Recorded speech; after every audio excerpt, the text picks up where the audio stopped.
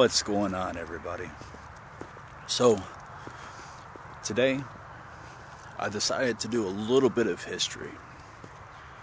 I've already showed you Kings Mountain, the state park, and the battlefield. Now, Kings Mountain paved the way for another battle to take place. And if you've ever seen the movie The Patriot, then you'll actually recognize the little bit of history that I'm getting ready to tell you. At the end of the movie The Patriot, or towards the end, there's the iconic scene where Mel Gibson takes the battlefield after his son passed away. Now, during this scene, he asked the militia that was fighting with him to take 2 shots. And they said a lot can happen within those 2 shots. And he said, that's why I'm not asking you to take 3. That part of the movie is actually based on true events. The whole movie itself is actually based on true events, but this part of the movie in particular is what I want to focus on. Now, the Battle of Cowpens was another pivoting point in the Revolutionary War and actually led to the victory of Yorktown. On the evening of October 6, 1780, while on their way to fight British Major Patrick Ferguson, Patriot militia from 5 colonies met along the Green River Road at the Cowpens, a well-known pasturing ground. From here, 900 patriots with the fastest horses rode to victory at Kings Mountain. 3 months later, 1,100 British troops under Lieutenant Colonel Banastre Tarleton followed Brigadier Gerald Daniel Morgan's flying army along the Green River Road from the banks of the Pacolet River north to the Cowpens. Deployed in 3 defensive lines along this road, Morgan's patriots soundly defeated the British Army at daybreak on January 17th, 1781. Today, the National Park Service preserves a 2-mile remnant of this historic road that laid the foundation for America's independence. And that's what you see here.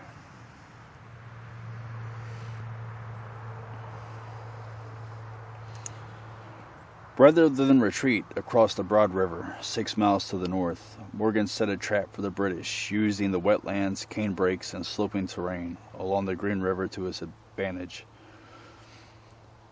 By 1972, when Congress established Cowpens National Battlefield, the Green River Road had become a route for local traffic.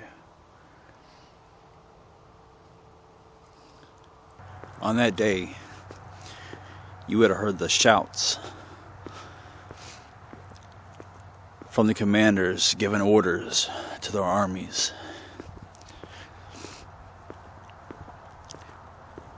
You would have seen the smoke coming up from over the field of the camps that were set. Tarleton thought that he had Morgan's army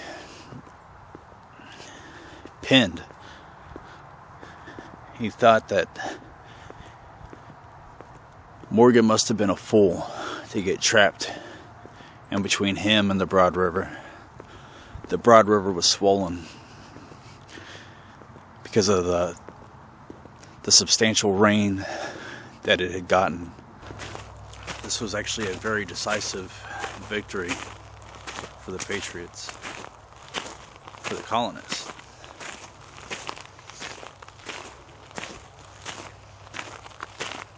So, first you have Kings Mountain with the defeat of Patrick Ferguson.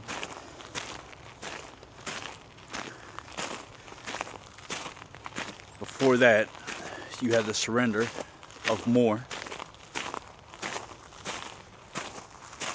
And all that led to the victory here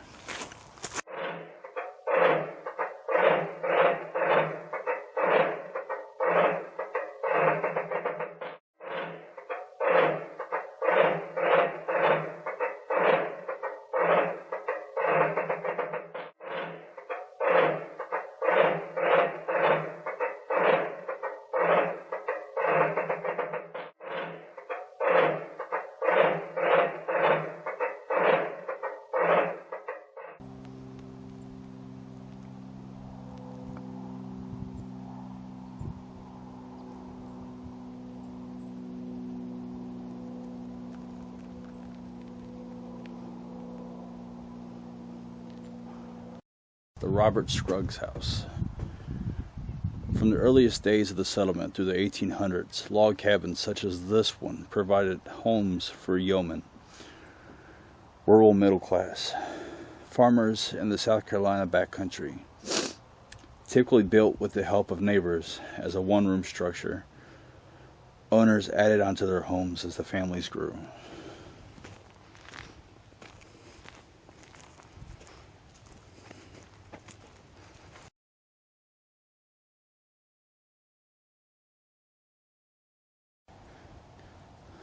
Now, Morgan was a smart man. He decided to put sharpshooters behind the trees at the skirmish line. The sharpshooters at the skirmish line waited until Tarleton's army got within shooting distance. Their orders were to slow Tarleton's advance with well-aimed rifle fire, and then fall back to the militia's second line. As the British came within range, the militia delivered a deadly fire, dropping 2/3 of the officers, then funneled back through the Continental line.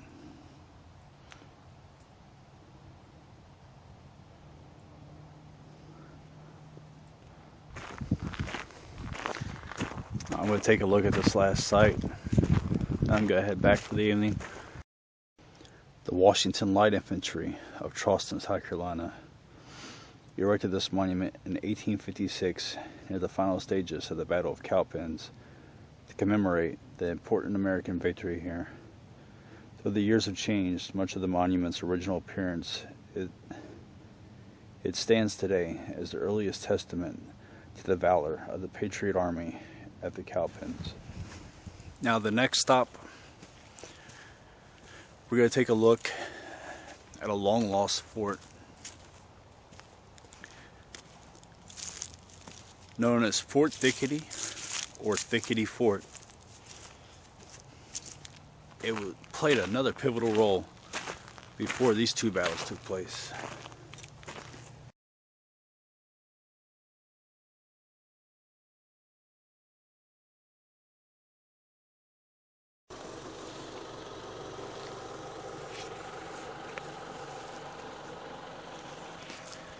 Behind me is Fort Thicketty, also known as Thicketty Fort.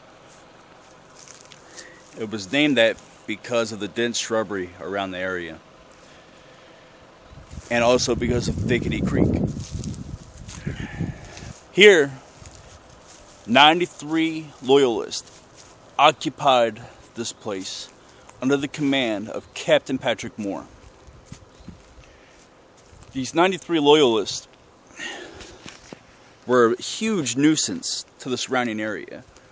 They went around, harassed, and extorted the local surrounding people. They kept the people in fear. They would seize property, take whatever they wanted. Isaac Shelby led a force of 600 patriots up to this place. He kept his men in the woods surrounding the area, and he made his first demand that they come out, lay down their arms, and surrender the fort. They essentially laughed at him at first. So, he brought his men out of the woodwork. These were 600 fierce fighters made up of colonists, along with over mountain men. But these 600 men came out of the woods to show their numbers. The loyalists were scared. They gave up the fort without one shot even being fired.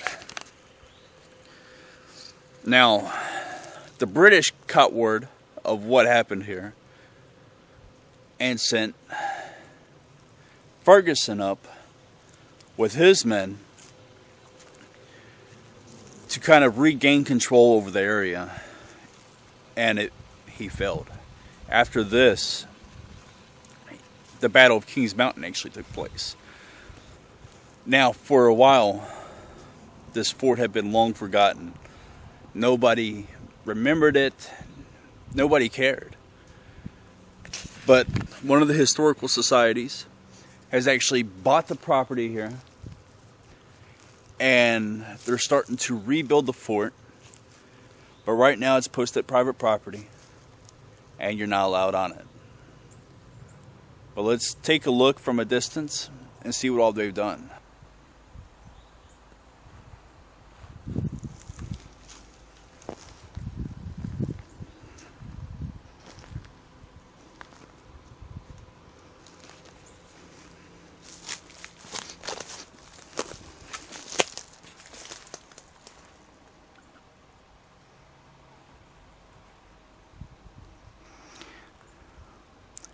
Now they've actually got 2 structures rebuilt here.